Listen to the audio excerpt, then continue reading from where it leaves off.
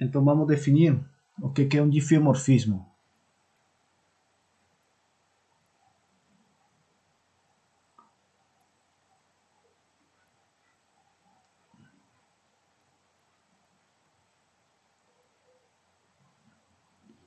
O que é um diffeomorfismo?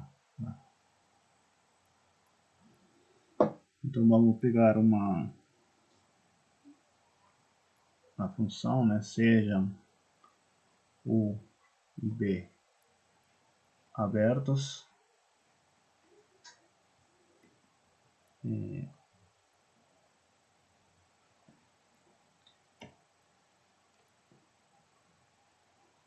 um diffeomorfismo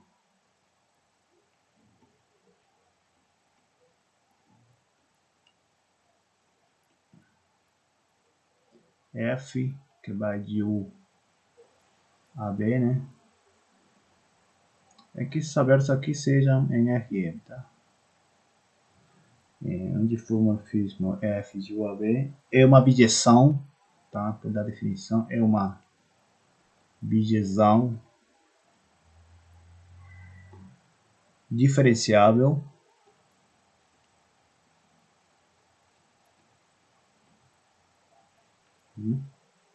cuja inversa também é diferenciável,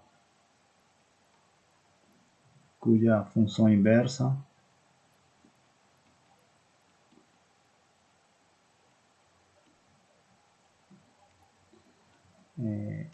é também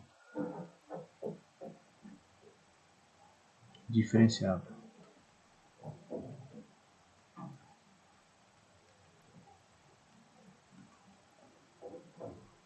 Então essa é a definição de um diffeomorfismo. Okay? Então vamos sempre que falar em diffeomorfismo, eu estou me referindo a uma função que é definida em abertos de Rm, né? Que é diferenciável e sua inversa também. Tá bom? Beleza.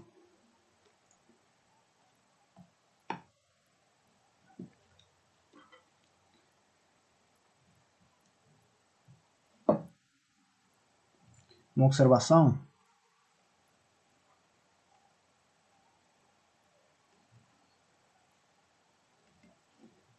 é o seguinte, né? Se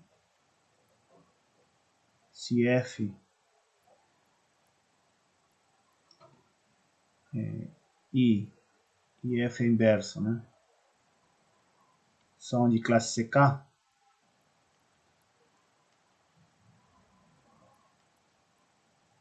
em U, né? Em U e em B, né, respectivamente, não vou colocar então. Se são de classe CK, diremos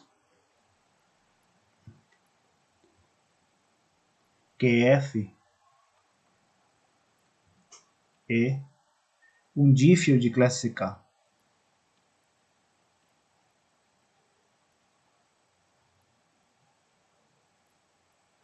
Ou seja, um diffeomorfismo, não vou escrever mais, diffeomorfismo de classe CK. Então pode ser diffeomorfismo diferenciável, pode ser diffeomorfismo de classe C1, classe C2, em geral, classe CK. Sempre que F e F-1 seja, né? Outra observação é a seguinte, um dífio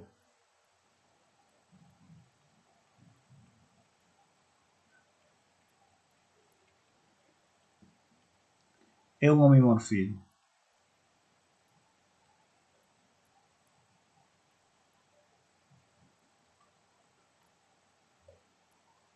Né? Obviamente porque se é diferenciável é contínuo, então a inversa é contínua, então F é um dífio homomorfismo. Né? Vou dar um exemplo de um dífio bem simples, tá? No caso de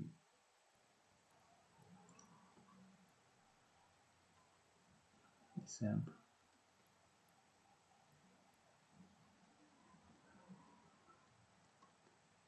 Então seja F a função que vai dos reais a 0 mais infinito.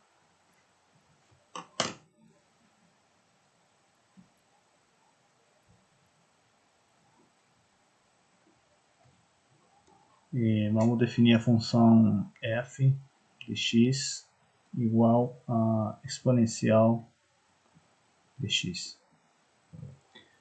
Então, f é um dífio local.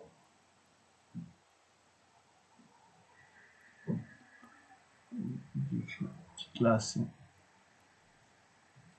C infinito. Né? Por quê? Porque ela é C infinito diferencial e ela tem uma inversa, né? A inversa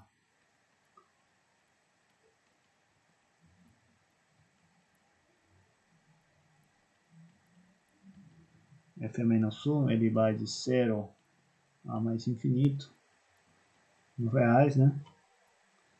E a cada y, você associa o log, né? E a função inversa também é sem infinito, então por isso que f é um exemplo de um difeomorfismo de classe infinita. Beleza? Então esse é um exemplo clássico, simples, né, na reta, e que funciona em F, né? Dá para construir F2 em F2 também, usando os exponenciais. Beleza. Então vamos outra observação.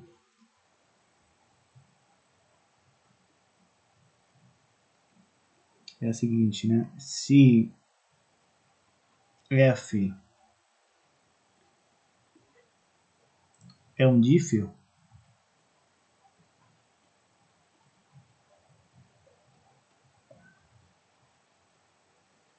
difeomorfismo, né? Então, o que acontece com a derivada? A derivada, a notação que a gente está usando é D, né? A derivada de f no ponto x, que vai de Rm no Rm, é um isomorfismo.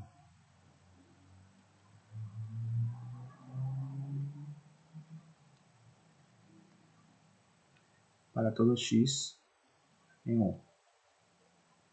E vale o seguinte, né? A diferencial de f em x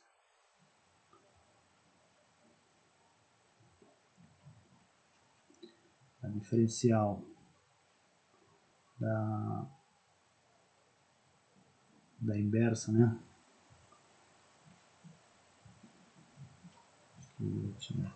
Você pega a inversa, faz a derivada, né?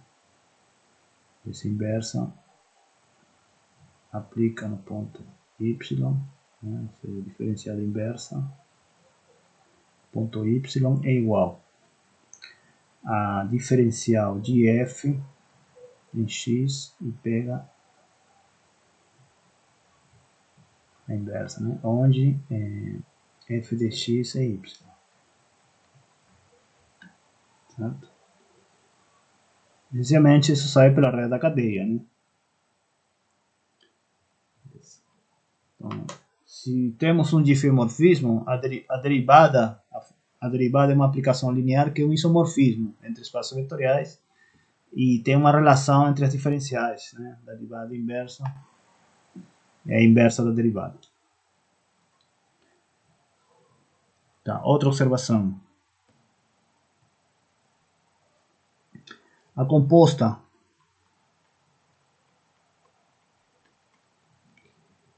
de difeomorfismos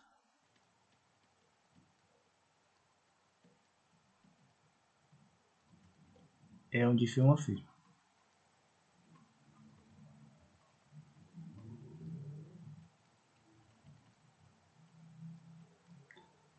Pela regra da cadeia.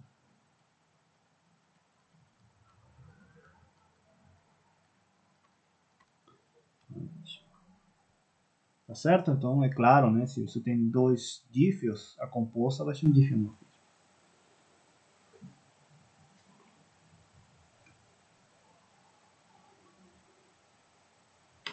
Outra observação interessante é a seguinte.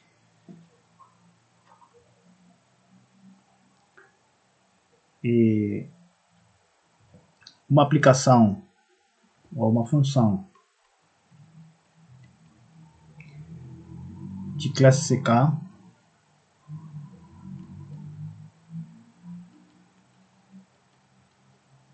de U a B pode ser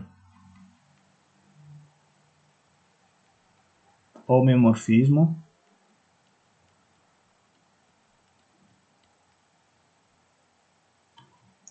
entre DU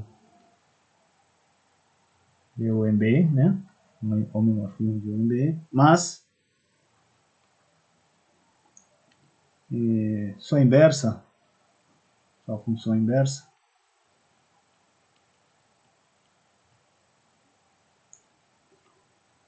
f menos 1 de B a U, pode deixar de ser diferenciável.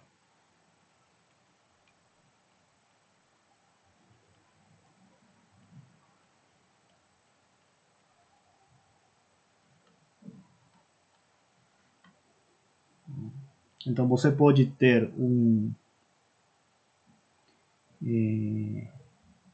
uma função de classe CK que seja homeomorfismo, ou seja, cuja inversa é contínua, mas a inversa pode não ser diferenciável. Vamos dar um exemplo para ver isso, né? Quem será o exemplo aí indicado? Bom, temos vários, né? Vamos escolher um exemplo. X ao cubo? X ao cubo, exatamente. Pega f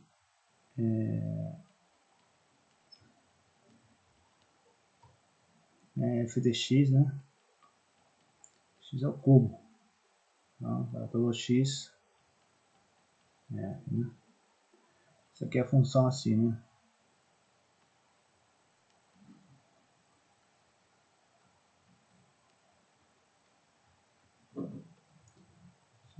X ao cubo. Né? F é de classe CK. Certo?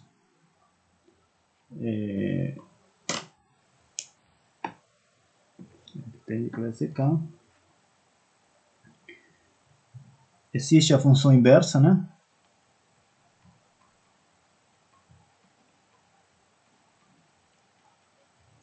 Que cada y você associa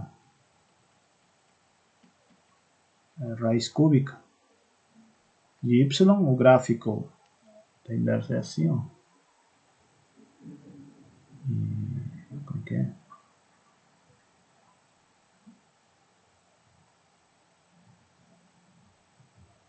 Assim. Assim. Raiz cúbica. Ah, não, ao contrário, né? Raiz cúbica de y. Assim, né? Vou ver se minha conta corporal. Assim. Isso. Então, essa aqui é f a menos 1 é contínua, né? Ou seja, f é um homomorfismo.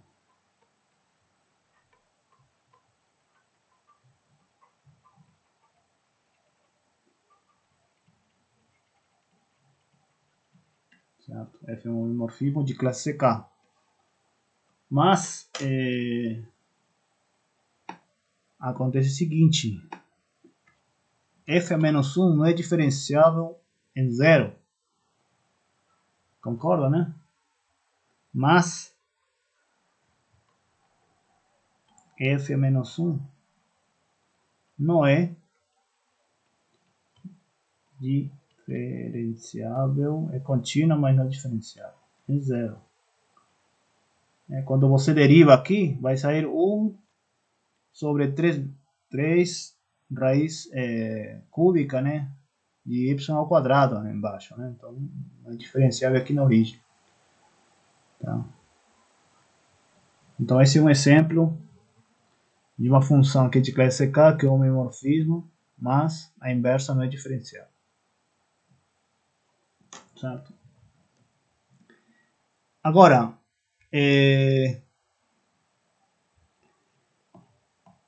por exemplo, este fenômeno aqui da observação só acontece nos reais. Se você pensa em variável complexa, quem já fez, né, variável complexa sabe que se uma função é holomorfa, né, ou seja, de classe mais de classe CK, né, é holomorfa, tem derivadas de todas as ordens. Se é holomorfa, e se ela é homomorfismo, a inversa também é holomorfa, né?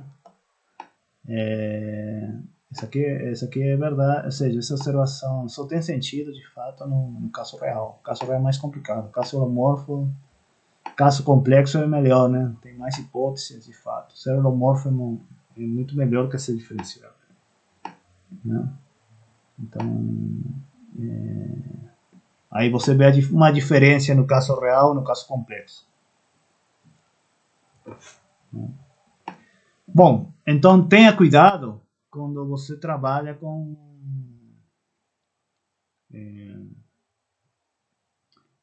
as funções, né?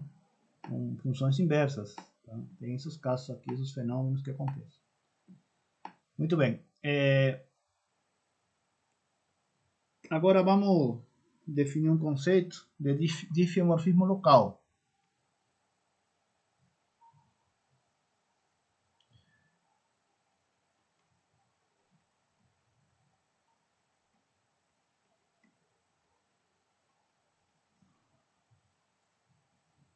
Local. Então vou pegar F, né, de U aberto, sempre. O aberto.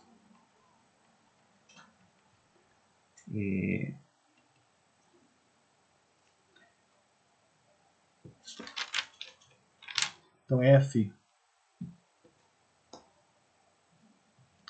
Então F é chamado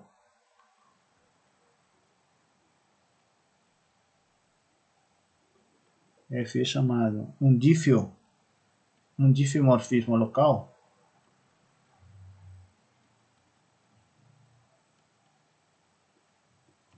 se para cada x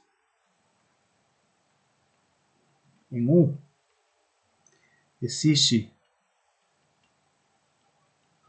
uma vizinhança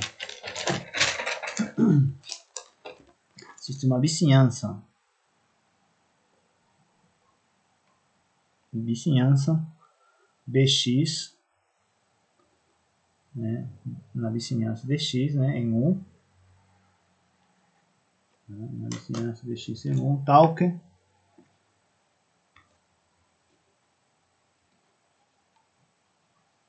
a restrição de f em bx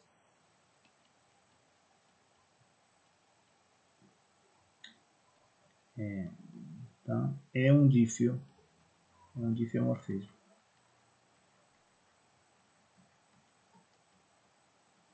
Aqui é wx é a imagem, tá? Wx,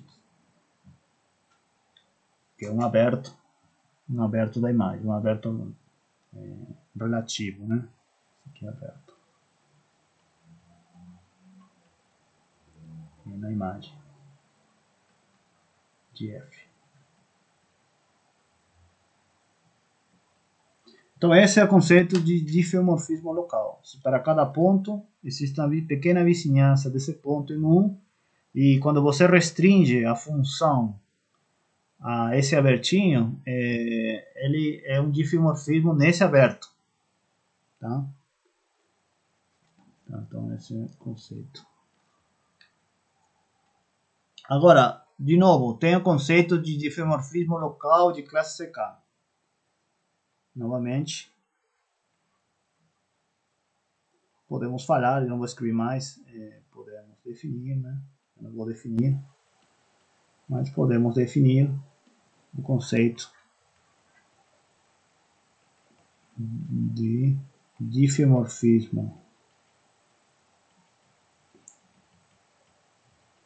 local de classe K. Tá certo? Muito bem. Então, vamos dar um exemplo agora.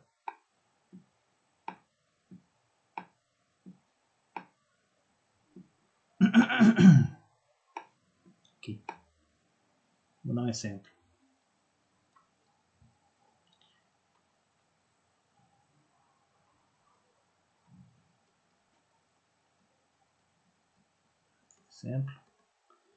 E vamos dar a aplicação, a função.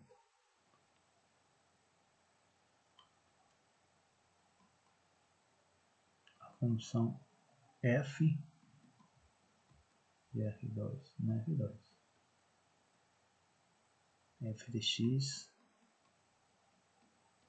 vai ser ex cosseno de y e x seno de y. Tá. Então, vamos ver, né? F é um dífio. Vamos escrever mais diffeomorfia, um dífio local, tá? De classe infinito.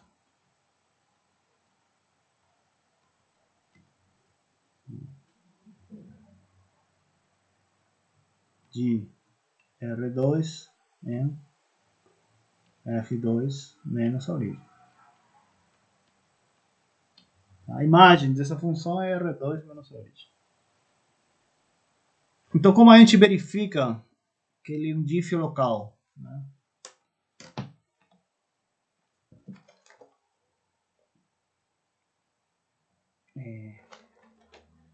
E outra coisa que a gente mais ainda,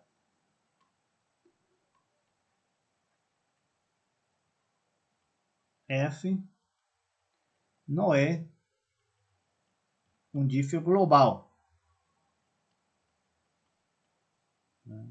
Global entre aspas, né? Ou seja, ele é local, mas não é global.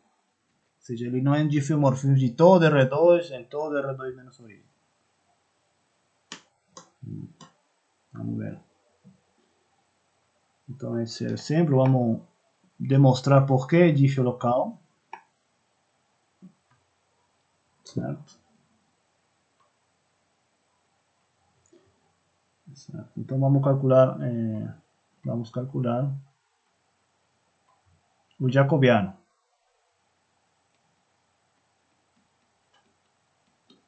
Tá? Então, quem é o jacobiano? Essa função. Então, vamos lá. É x cosseno de y, né? E é x seno de y. Então, derivada com relação a x é o mesmo, né?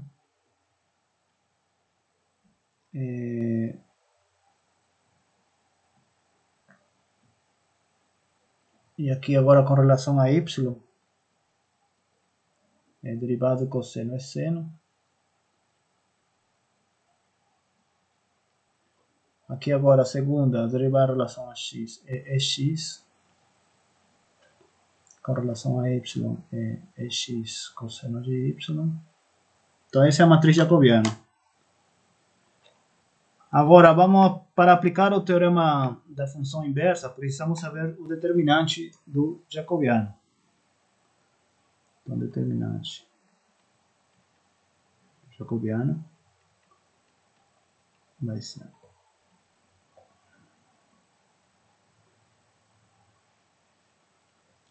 o determinante é x é 2x cosseno quadrado de y menos dá mais é 2x seno quadrado de y, colocando em evidência dá isso. Então dá isso aqui diferente de zero. Opa, diferente de zero, né? Esse número já. Para todo x, y, R2. Então, fixado xy em R2, o teorema da função inversa é claro que f de classe K, né? Sabemos. Então, teorema da função inversa, como determinante de jacobiano é diferente, isso significa que existe uma vizinhança, né?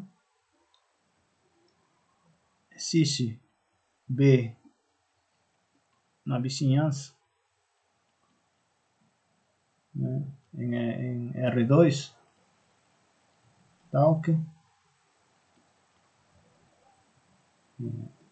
F restrito essa vizinhança, né?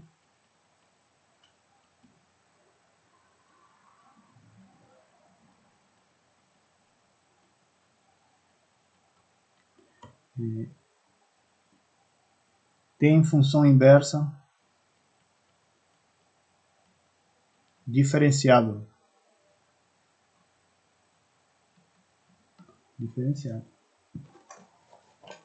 Mas ainda, como f de classe sem infinito, essa inversa é de classe infinito também. Né? Porque a f é sem infinito. Tem inversa sem infinito, tá? Sem infinito. Tem função inversa de classe, né? Sem infinito. Tá certo.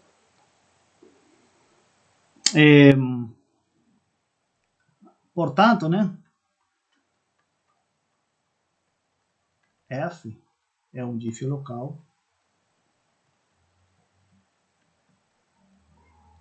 de classe infinita.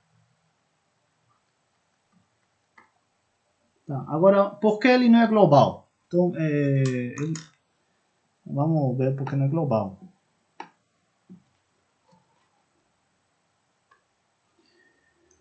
Note que F não é um dífio global.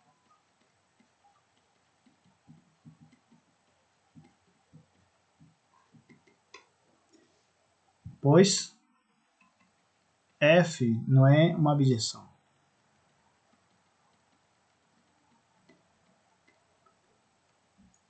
Certo? Por que não é bijeção? Pois F, por exemplo, de x0 é igual a EX0. E F de x2π também é x0. Então tem dois pontos, pelo menos, diferentes em R2 que vão na mesma imagem. Então ela não é bijeção. Então não tem como ser um dífio, né? De R2 em R2 menos 0. Tá certo? Muito bem. Professor, Hum, eu estava lendo o Elon aqui, ele está falando que um diffeomorfismo local uhum. é global somente se é injetiva. Eu não entendi por que essa afirmação é verdade. Isso. É exatamente o que acontece aqui. Tá, então é isso, né?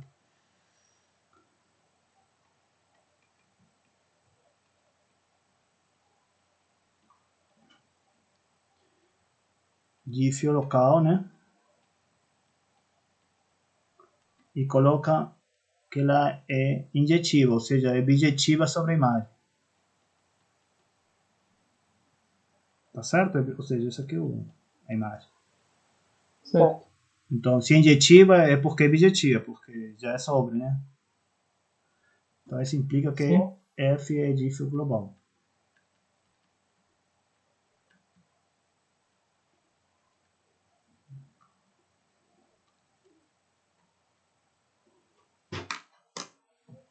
É porque é o seguinte, tá? Isso é uma observação. Então, F é um dífio local, se adicionarmos a hipótese de injetiva, né? Então ele é uma bijeção sobre a imagem. Tá?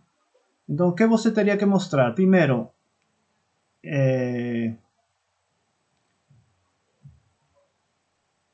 vamos a mostrar que f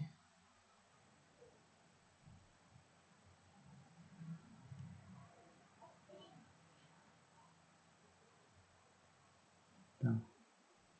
Então, a gente tem que mostrar que f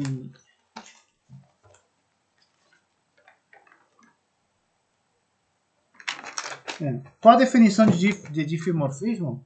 Significa que f diferenciável, inverso também é diferenciável e é uma bijeção, certo? Então já temos Sim. que é bijeção, então, né? Porque eu estou pegando U, a B, né? E estou pegando B a imagem. Então é bijeção. Tá? Agora, f diferenciável é diferenciável porque ele é um difio local e o conceito de diferenciabilidade é local também, né? Então, para todo ponto, f diferenciável. Então, tá, isso aqui também, isso aqui também. A inversa agora.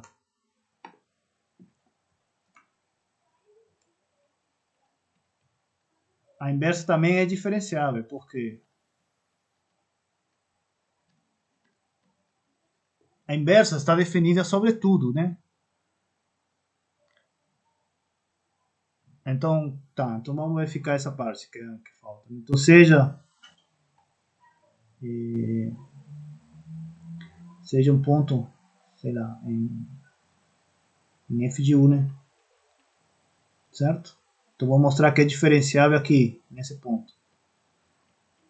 Então, se ela está na imagem, significa que ela é dessa forma, né? Certo? Então, como f é um difio local, em particular na vizinhança desse ponto, então existe a diferencial f em x0 ao menos 1. Né? Então,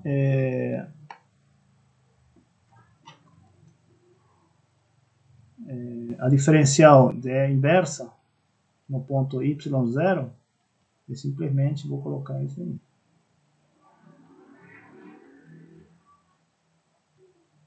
Tá? Como esse existe, então esse vai existir essencialmente porque a f localmente ele tem uma inversa, né? Então,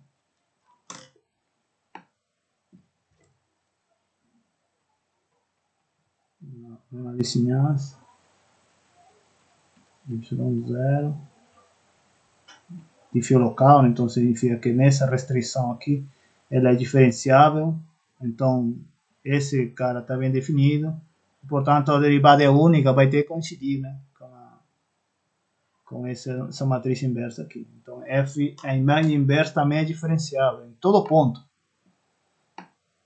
Então, se você tem um difio local e coloca mais injetividade, é um difio global sobre a imagem, né?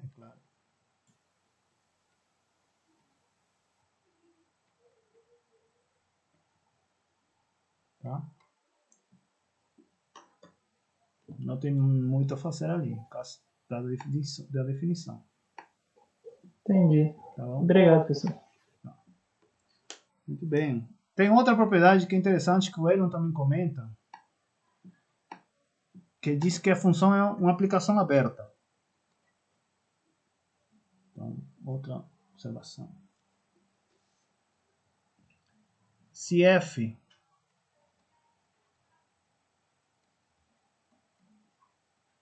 que também é Rn, então,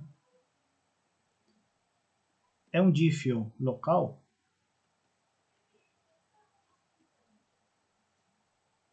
então f é uma aplicação aberta, ou é uma função aberta.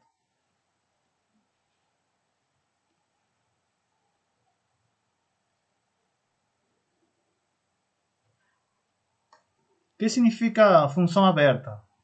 Significa que, isto é, né? F leva abertos em abertos.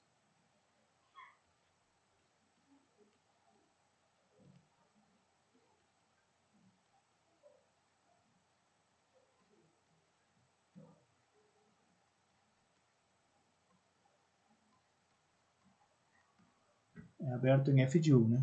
Claro. A imagem, né? Então, se é um diff local, então a função é uma função aberta. Tá certo? Então, vamos mostrar isso rapidinho. Beleza?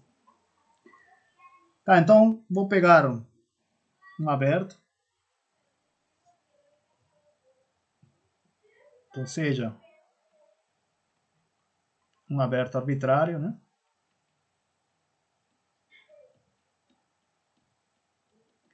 Então, o que queremos mostrar?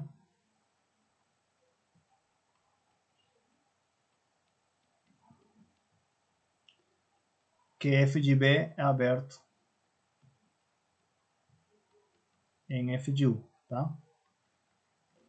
Tá, então f de b. Então vamos pegar vamos pegar que todo ponto em f de b é interior, né? Então vamos pegar um ponto, então seja y em f de b, vou pegar y0 em f de b. Então vou mostrar que existe uma bola ou uma vizinhança aberta que contém esse ponto, está dentro de f de b, né? Então y é dessa forma para algum ponto x0 em b, tá? E beleza. E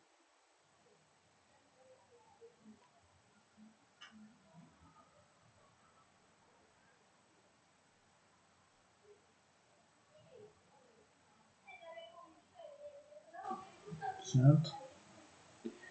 Então, x0 tem b, né? Tá.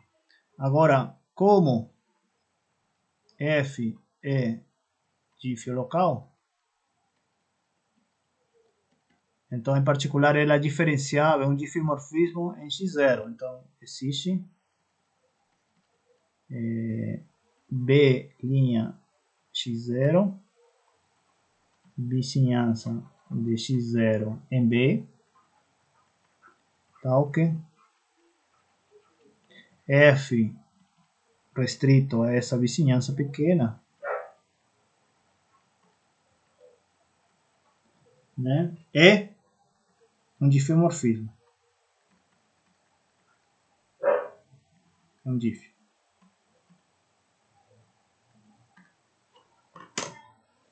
Certo?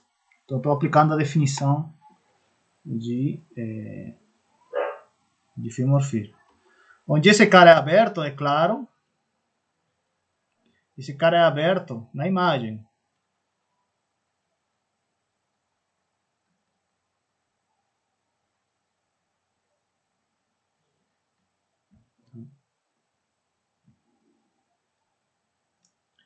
Então, o B pode ser... Tá, isso eu fiz para um ponto y0 arbitrário. Escolhi um x0. Então,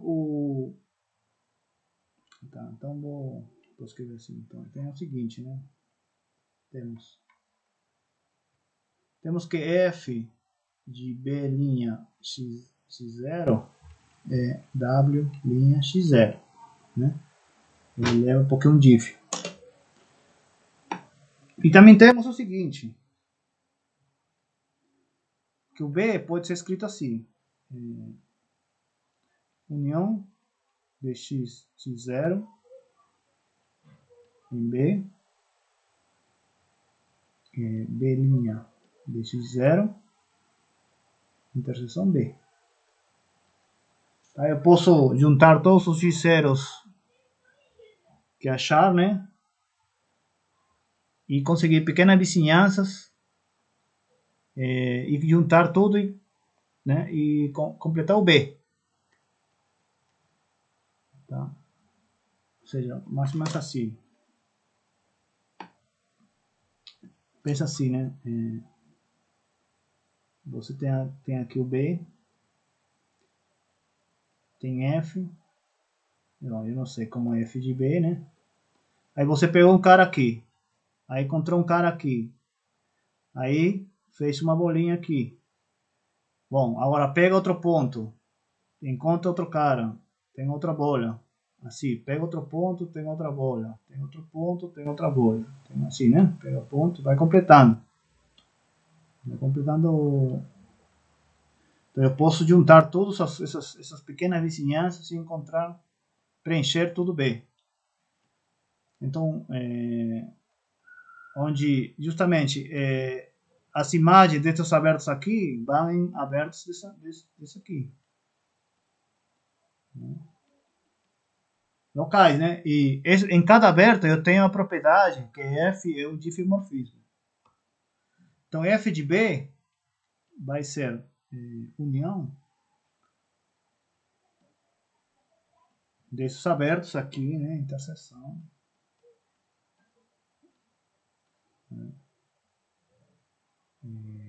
Aqui Y.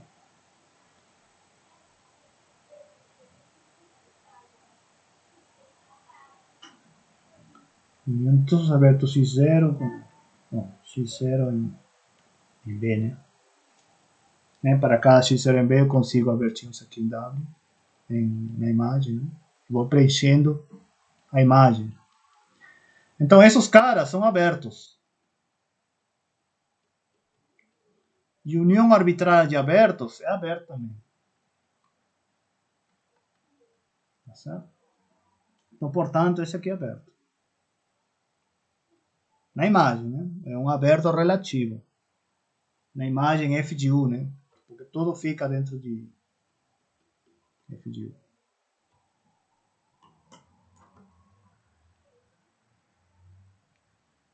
Então, essa observação é interessante. E você aplica a definição em cada ponto.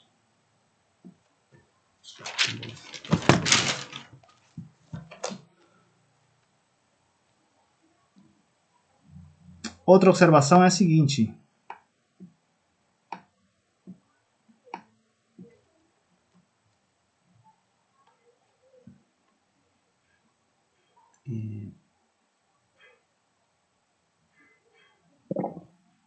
Arthur, só uma pergunta. Sim. Aí no final você está dizendo que essa interseção seria de W' X0 com W, né? Que aí meio que você está usando que F de B é aberto para provar que F de B é aberto. Não entendi. Aqui mudaram? Não entendi. Como que é? Pode repetir? Aí onde está W' de X0, interseção de F com F de B. Sim. Você sabe que isso é aberto porque a interseção de aberto é aberta? Não. Olha só. Aqui. Quando você aplica a definição de diffeomorfismo local, você encontra uma vizinhança BX0 em B e uma vizinhança B' X0 em F de B. Certo? Uma vizinhança aberta. Tá? Então, significa que esse cara WX0' é aberto lá na imagem, né? Porque esse cara é aberto e F é um diff, então um diff leva abertos e abertos. Aqui não tem problema de colocar isso aqui. Então significa que esse cara é aberto relativo aqui na imagem, por isso que é aberto. Coloquei aqui. Tá? Entendi. Então esse W é aberto por causa da definição de diffeomorfismo local. Tá? Minha dúvida era só por que essa interseção aí é aberta. Não, essa aqui é aberto relativo, porque a princípio F de B não é aberto, né? Não sabemos, mas é aberto relativo. Ou seja, o que é um aberto relativo? Um aberto relativo é o conjunto interseção com um aberto de verdade, né? o aberto de verdade é justamente W' x0, que é aberto que a gente já sabe pela definição. Eu achei que ia ser a interseção de f de v x0 com w'. Isso. O que acontece é o seguinte, você tá assim, né? Tem B,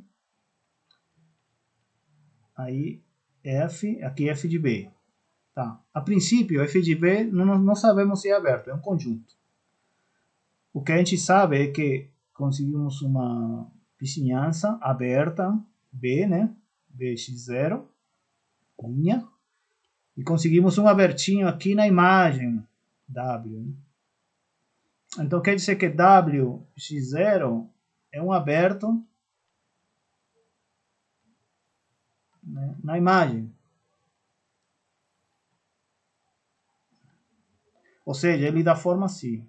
É um aberto de verdade, uma bolha, sei lá, centralize em Y0, né? Uma bola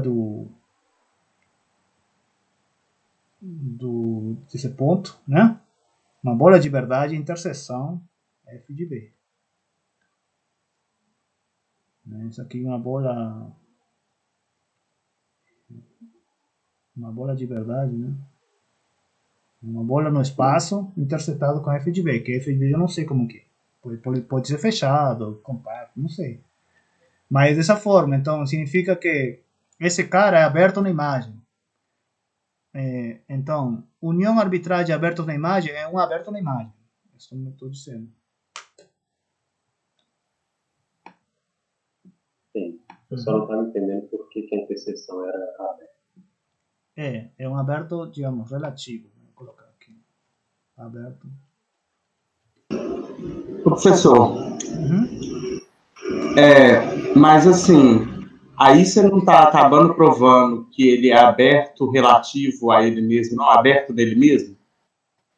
Você está provando que o F de V é aberto em F de V, não? Se você fizer isso aí?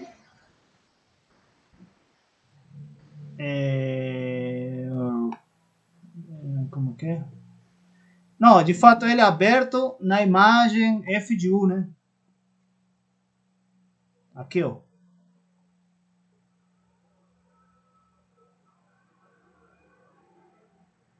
seja, ele é aberto relativo da imagem, porque se você pensa aqui, ó, o F, tá aqui, F aberto em imagem, F de U. Né? Então, é um aberto relativo também. Tá?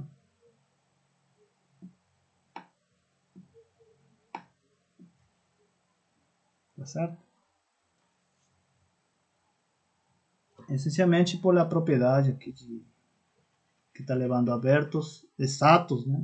Em abertos daqui.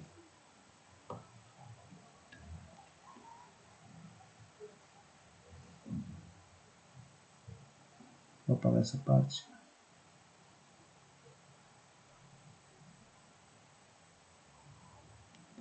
Beleza, então vamos continuar.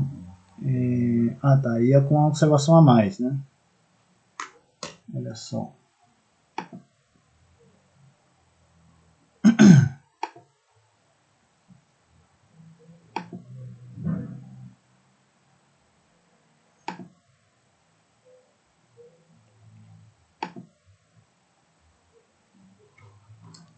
Vamos lá.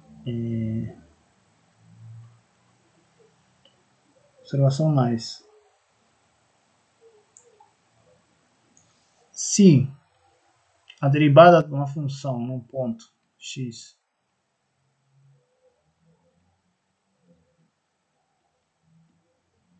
é um dífio, é um isomorfismo, né? É um isomorfismo. Para todo x em U,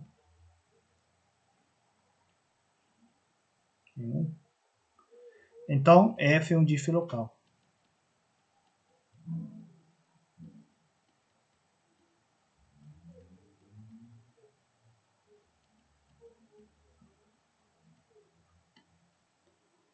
Por quê?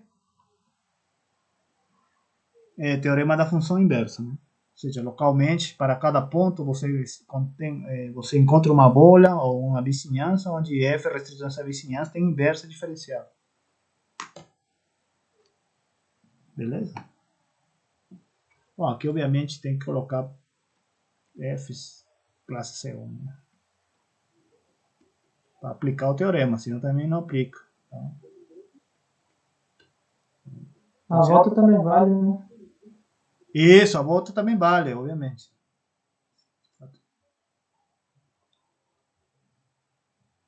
Isso.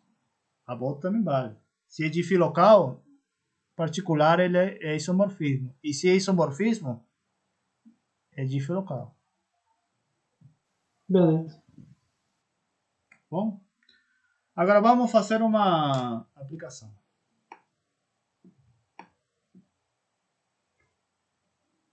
Teorema fundamental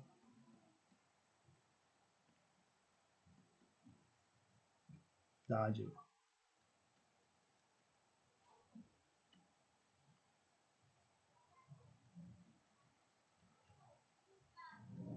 Sabem qual é esse teorema? Sim. Então seja P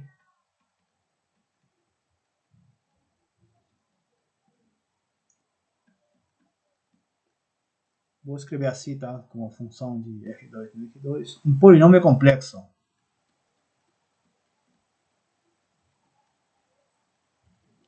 Poderia escrever assim, P de C a C.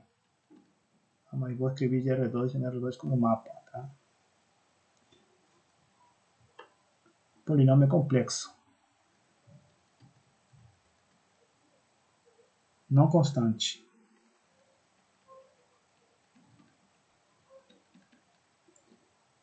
P de Z igual a 0 mais A1C mais ANCN, onde AN é diferente de 0 e o N pelo menos tem grau 1. Um polinômio complexo pode ser visto como uma aplicação de R2 em R2. Né? Então, o que diz o teorema fundamental? Existe uma raiz, né? Ou seja, P sobre adjetivo, ou seja, P de R2 vai sobre R2, e em particular,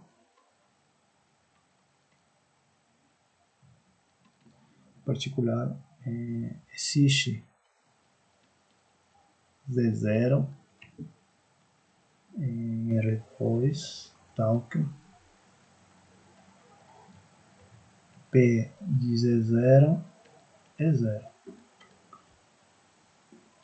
Porque se ele é sobreadjetivo, então o 0, que corresponde ao 0 do plano complexo, tem primagem. Então quer dizer que existe uma raiz para o polinômio complexo, sempre que o grau for pelo menos 1.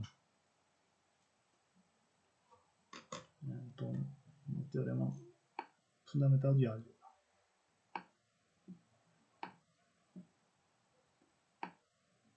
Muito bem.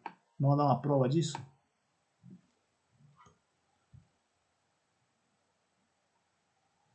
Só para reescrever bem, aqui você poderia fazer assim, né? C a C, polinômio complexo.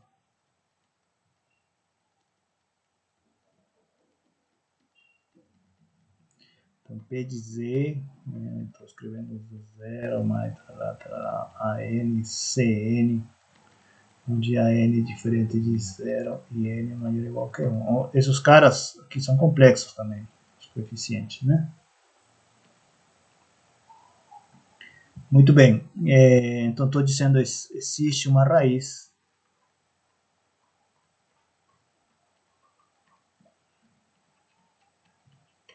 a conclusão é que existe uma raiz de P, ou seja, P de 0 é 0. Então, Esse é um teorema fundamental. Tem várias demonstrações desse teorema usando diversas técnicas. Eu vou dar uma prova usando a análise 2, tá? Prova. Então minha prova vai focada em funções. Então eu quero mostrar, queremos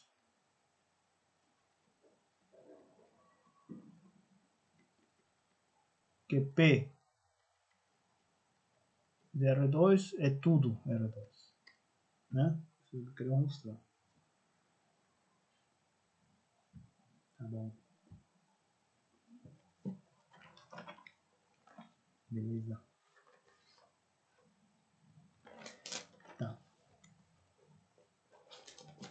Então vamos definir, seja F, conjunto de pontos em R2, então que a derivada do polinômio é zero.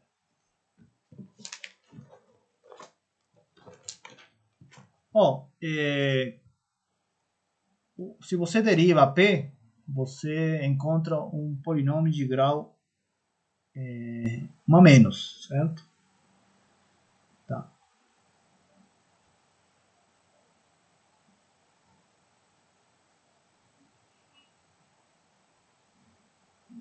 Agora, vou usar um fato de álgebra. Como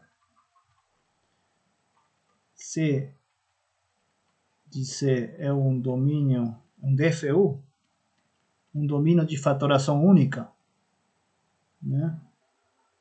Então, temos que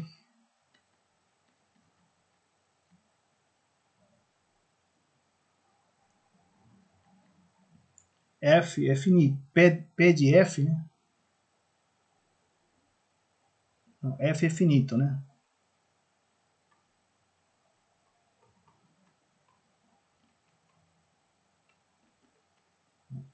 É finito, né? Porque você pode fatorar e no máximo vai ter um número finito de soluções. Mas ainda pode ser zero, pode ser que não tenha nenhuma solução. Tá? Mas de qualquer maneira é finito. Então, P de F também é finito.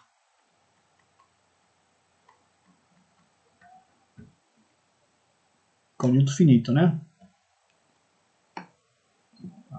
Então define esse conjunto. Beleza. Se é finito, então o R2 menos esse conjunto é conexo.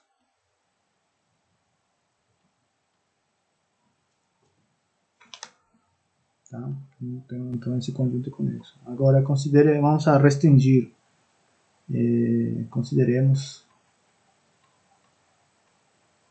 Considere P a minha função P, vou pegar R2 e vou pegar a imagem inversa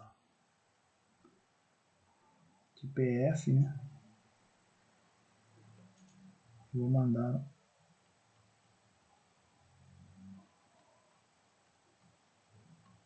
é a mesma função, só que restrita, é a mesma função P, só que restrita a esse conjunto aqui, tá?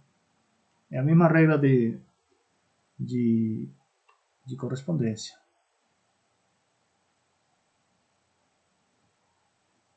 Então, se a P manda no PC. Só que estou restringindo. Então, P é a restrição, né? Então, para todo Z que pertence ao R2 menos P a menos 1 de PF, então significa que o Z não pertence a F, né? Fazendo a conta. E então a derivada de P é diferente de zero, porque não tem f. Em f eu guardei todas as derivadas iguais a zero. Então, derivada para todos os pontos do domínio dessa aplicação, temos que a derivada dele em qualquer ponto é diferente de zero. Tá? Então podemos aplicar o teorema da função inversa a essa função P, né? P restrita, né? Então, pelo teorema da função inversa, teorema da função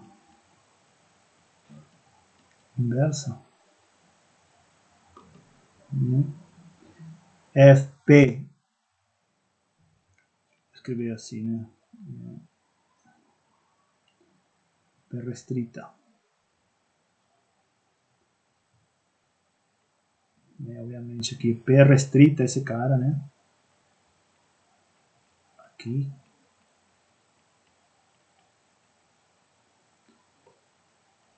É um diff local.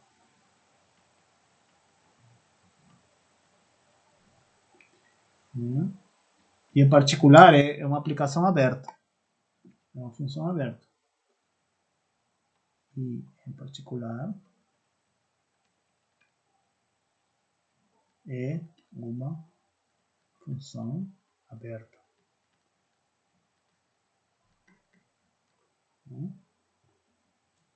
Então significa que P da imagem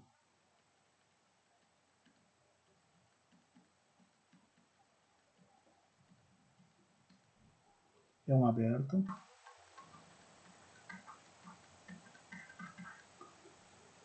em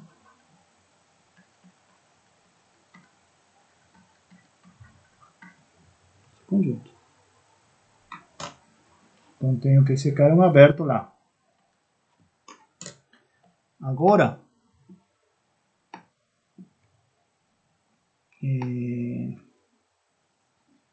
vou mostrar que ele também é fechado lá. Afirmação.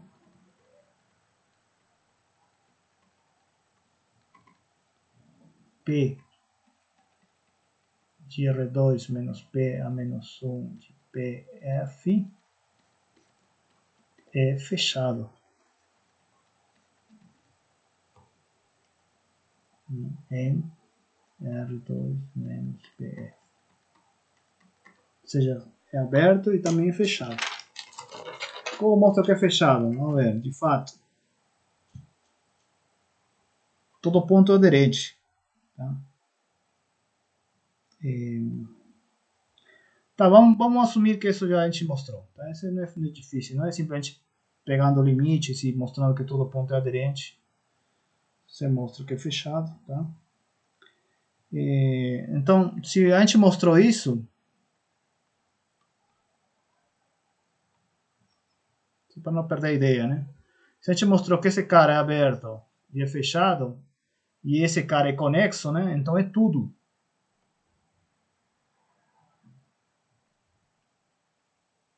Porque num conexo, os únicos abertos e fechados são ele mesmo.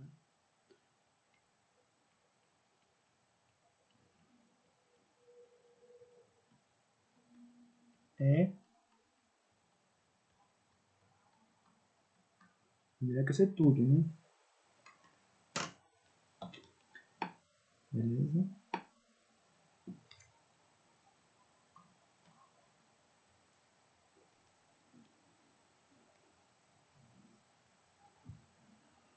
Então,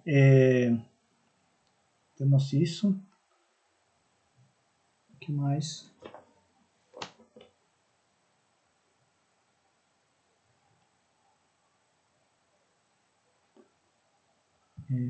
Então, isso. Então, como, obviamente, PF está contido na imagem de P, então aqui temos que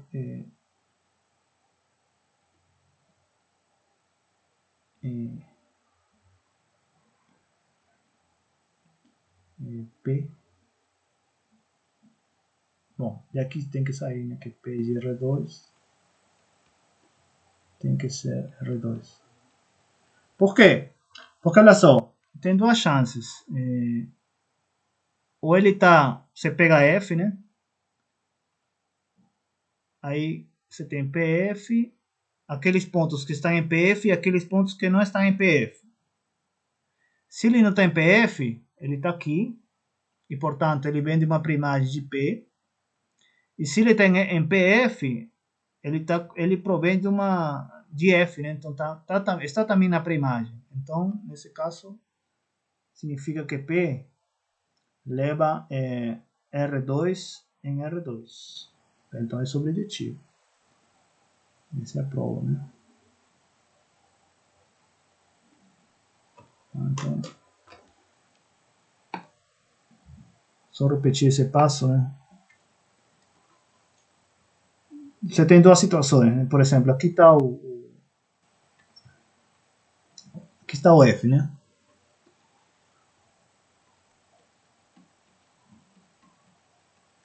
Por aqui fica o PF. Infinito de ponto, de fato. Então, duas situações. Você quer mostrar que é sobrejetivo, então tem que pegar um ponto arbitrário aqui, né, e buscar uma primagem aqui. Tá, se você pegar um ponto e esse ponto estiver em PF, pronto, ele provém de um ponto de F, né? Agora, se ele não estiver, então ele está no complemento, R2 menos PF, e ele provém também de um ponto aqui. Então, nas duas situações, você acha uma primagem. É por isso que é sobrejetivo.